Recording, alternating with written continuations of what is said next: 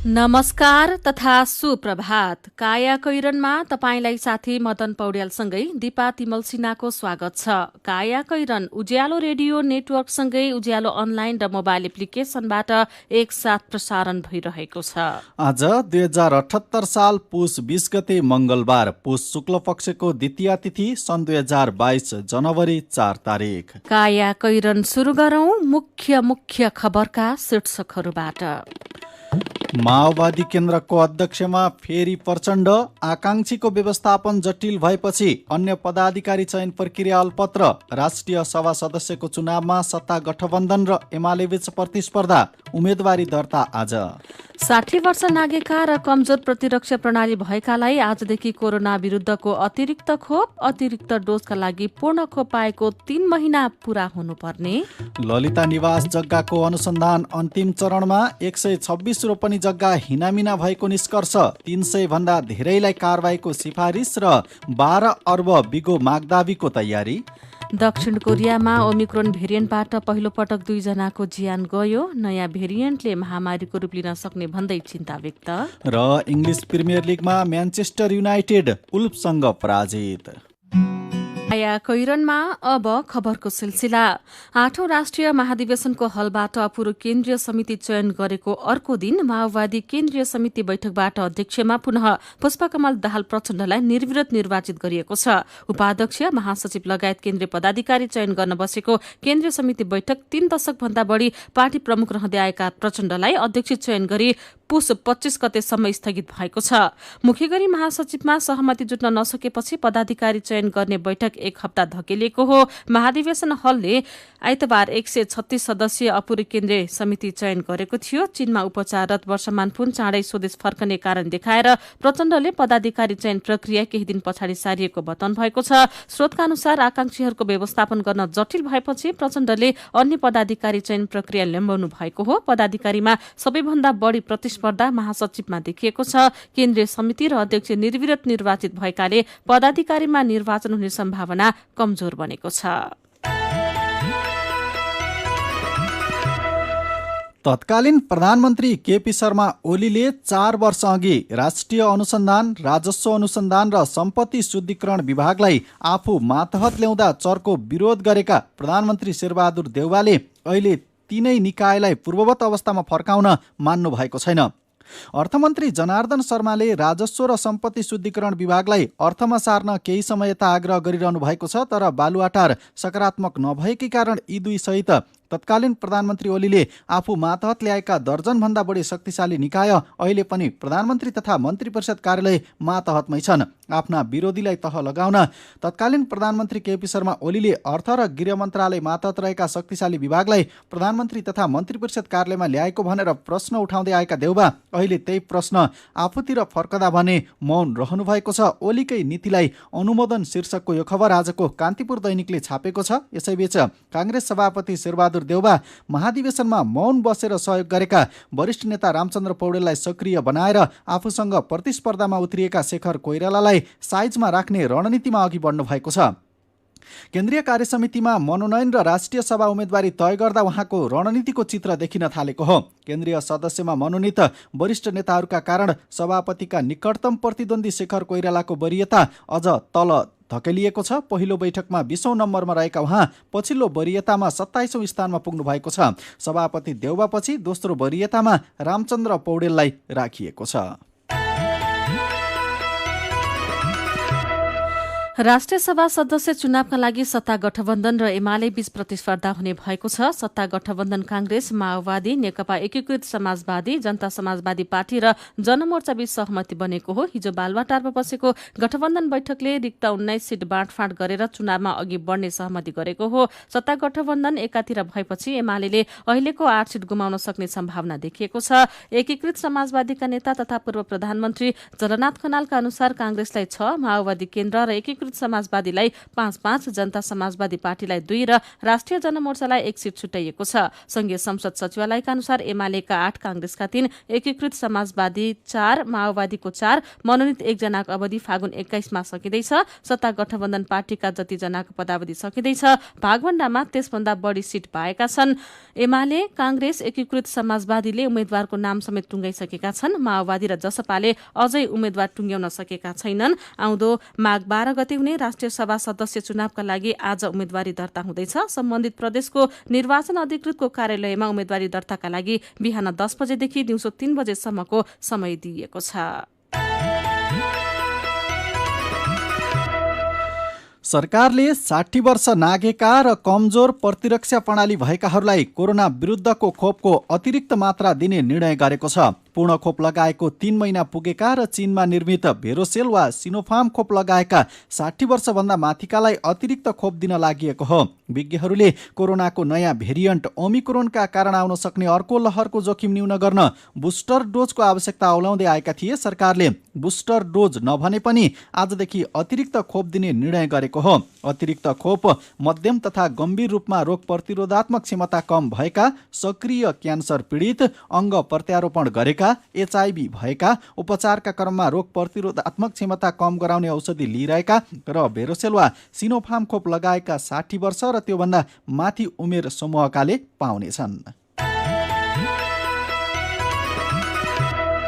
काया कैरनमा रिपोर्टसँगै खबरको सिलसिला बाँकी नै छ, सुन्दै गर्नुहोला।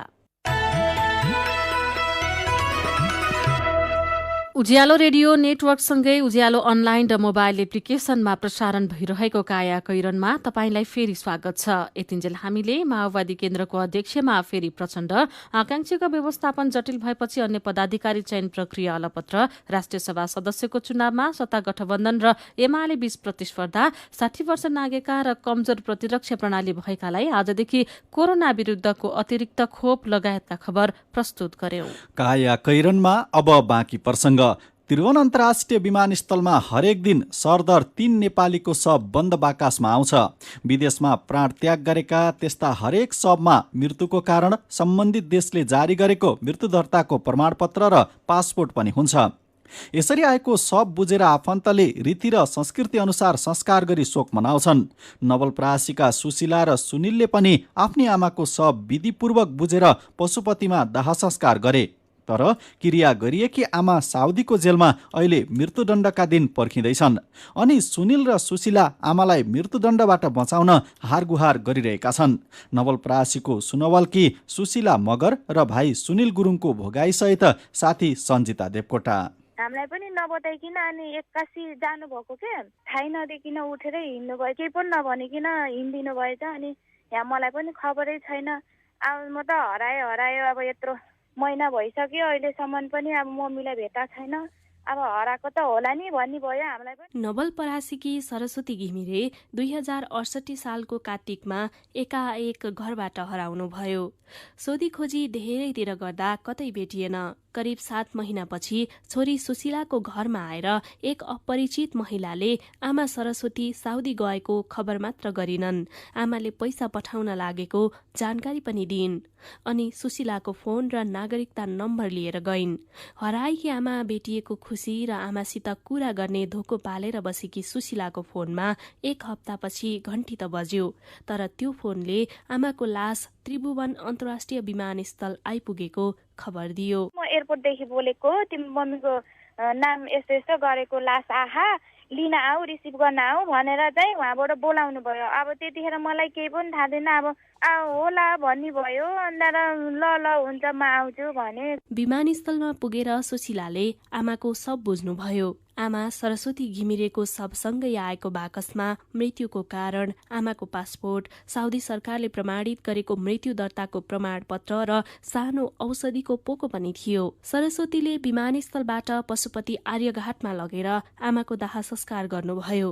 दागबत्ती दिन चितामा आमाको शव राख्दा अनुहार नचिनिने खालको थियो। सबै सुन खुलाउने, पानी खुलाउने, अनि मुखमा दागबत्ती दिने, सबै गरेको मैले होइन। अनुहार चाहिँ एउटा चिन्न नसकिने थियो कि त्यो आँखा हुन्छ नि, यो भित्रको आँखाहरू पनि पुरै भित्र गडिसकेको। अनि यो हाम्रो दाँतको बङ्गडा हुन्छ नि, बङ्गडा चाहिँ मासु सुकेर चाहिँ बङ्गडामा चाहिँ त्यो भुतको जस्तो बाहिर परेर आएको थियो। त्योहरू पनि पुरै सुकिसकेको थियो। लगभग त्यो 6-7 महिना एसीमा त्यो चिसोमा राखेको सिकोरेको लास थियो कि त्यो कति दिन भयो होला मरेको, त्यो आइसले यस्तो भयो होला भन्ने भयो कि मलाई त्यतिखेर। पहिलो श्रीमानपट्टिका छोरा सुनिल गुरुङले आफ्नो संस्कार अनुसार आमाको काजक्रिया गर्नुभयो।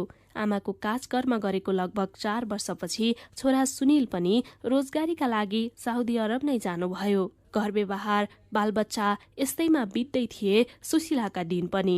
समयसँगै आमाको सम्झनाहरू धमिलिँदै जान थालेका थिए। तर एक दिन आमाको सम्झनालाई गाढा बनाउने गरी सुशीलाको मोबाइलमा फेरि अर्को घण्टी बज्यो। खबर थियो साउदीको जेलमा काजक्रिया गरिसकेकी आमा जीवितै भएको। मलाई यहाँ ओडामा नम्बर केही पनि थिएन नि त। ओडामा फोन आयो, मेरो ओडामा एक नम्बर ओडामा फोन आयो। अनि म चाहिँ त्यहीँ गएँ। त्यहाँ पुगेर फोन यसरी आछ, तिम्रो नामको फोन आछ यहाँ भनेर। अनि त्यहाँ बोल्दा अनि साउदी एम्बेसीबाट बोलेको। अनि तिम्रो मम्मीको नाम सरस्वती घिमिरे हो भने। हो भने। अनि तिम्रो मम्मी जेल जानुभएको छ, तिम्रो मम्मी जिउँदै हुनुहुन्छ, थाहा छ कि नै भन्यो। मलाई थाहा छैन भने मैले यस्तो गरेर बसेको, मैले कसरी विश्वास गरौँ भने मैले। अनि तर मेरो भाइ चाहिँ उही साउदीमै थियो। अब एमबिसीलाई भने मेरो भाइ पनि उही साउदी छ, यदि भेटाउन सक्नुहुन्छ भने मेरो मम्मीलाई मेरो मम्मी भएको ठाउँ लगेर भेटाइदिनु, मेरो भाइले चिन्छ भनेर भनेको। अनि लगेर भेटाइदिँदाखेरि अनि हो रहेछ बल्ल। अनि त्यहाँदेखि विश्वास लाग्यो। यसरी आमासित भेटेका सुशीलाका भाइ सुनिल भन्नुहुन्छ, सुरुमा त होइन कि झै लाग्यो, तर हाम्रै आमा हुनुहुँदो रहेछ। सुरुमा त होइन होला जस्तो लागेको थियो के रे। अनि अचानक अब भेट भयो, अचम्मै लाग्यो। अनि त्यहाँ अब उहाँ पनि रुनुभएको थियो। भेट्दाखेरि बुर्खाहरू लाएको थियो, अनि चस्मा लाउनु भएको थियो। जेलमै अब त्यही सिसा अगाडि राखेर बोलेको के रे, 10-15 मिनट जति बोल्न दियो। मरिसकेकी आमालाई जीवितै भेट्दा सरस्वतीका छोराछोरी खुसी त भए, तर मृत्युको मुखबाट आमालाई कसरी बचाउने भन्ने नयाँ चिन्ता थपियो। आफ्नै घरमालिकको हत्या गरेको अभियोगमा सरस्वतीलाई साउदीको अदालतले मृत्युदण्ड दिने फैसला सुनाएको छ। साउदीमा रहेको नेपाली दूतावासले दिएको जानकारी अनुसार सरस्वतीले हत्या गरेको स्वीकार गरी कागजमा सही समेत गरेकाले उहाँलाई 2071 मङ्सिर 24 गते अर्थात् 2014 डिसेम्बर 10 का दिन साउदीको अदालतले मृत्युदण्डको सजाय सुनाएको छ। र मृत्युदण्डको सजाय मृतकको परिवारले सरस्वतीलाई आम माफी दिएमा मात्र रोकिन्छ। आम माफीको कुरा गर्न दूतावासले पटक पटक कोसिस गरेको जानकारी दिँदै दूतावासका सूचना अधिकारी ऋषिराज आचार्यले परिवारले भेट्न अस्वीकार गरेको बताउनु भएको छ। यस्ता कुरा सुन्दा सुशीलाको छटपटी अरू बढेको छ। सुरुमा त बेसरी म छटपटे, कहाँ गएर कसलाई भन्ने होला, के गर्ने होला, कसरी झिक्ने होला, बहुत छटपट्टि हुने क्या। मन रोएर कराएर भएन। यदि मेरै मम्मीले मारेरै गएको हो भने म केही पनि भन्दैन के। अन्यायमा हुनुहुन्छ, मारेदेखिको लिएर जेल कहिलेबाट परेको, साउनीलाई पनि अगाडि राख्न सक्न पर्यो के, कसरी मारो, अनि सबै भित्रैबाट छानबिन गर्न पर्यो के। आमालाई मृत्युदण्ड दिइँदैछ भन्ने जानकारी पाएदेखि सुशीलाको मनमा अनेक अनुत्तरित प्रश्नहरू जन्मेका छन्। आमा ठानेर आफूले क्रिया गरेकी महिला कसकी आमा थिइन्? आमा साहुको घरमा काम गरिरहेको बेला आमाको पासपोर्ट मरेको मान्छेको बाकसमा कसरी आयो?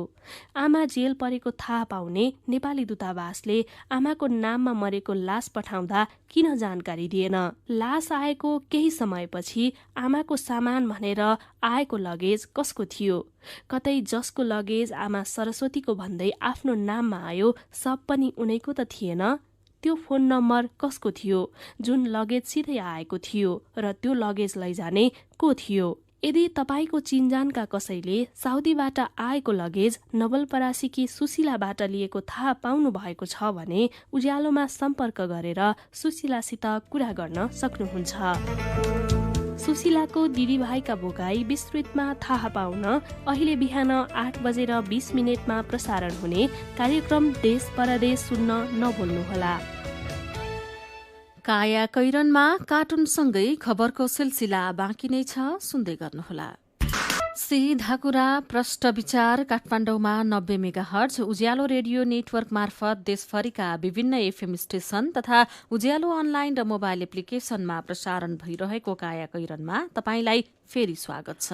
अब बाँकी खबर। केन्द्रीय अनुसन्धान ब्युरो सीआईबीले काठमाडौँको बालुवाटार स्थित ललिता निवास जग्गा हिनाबिना प्रकरणको अनुसन्धान अन्तिम चरणमा पुर्याएको छ। बालुवाटारको प्रधानमन्त्री निवाससँगै जोडिएको ललिता निवासको 143 रोपनी सरकारी जग्गा मध्ये 126 रोपनी जग्गा हिनामिना भएको निष्कर्ष सीआईबीको छ। ब्युरोका प्रमुख परिणाम महानिरीक्षक धीरज प्रताप सिंहले अनुसन्धान अन्तिम चरणमा पुगेको जानकारी दिनुभयो।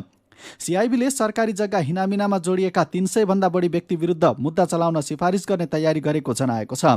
तिनमा तत्कालीन सरकारी कर्मचारी र अन्य रहेका छन्। राजनैतिक नेतृत्वबारे भने सीआईबीले अनुसन्धान अगाडि बढाएको छैन। सीआईबीले 126 रोपनी जग्गा हिनामिना हुँदा 12 अर्ब 9 करोड 60 लाख रुपैयाँ सरकारी नोक्सानी भएकाले त्यो बराबरको रकम बिगो दाबी गर्ने तयारी गरेको छ।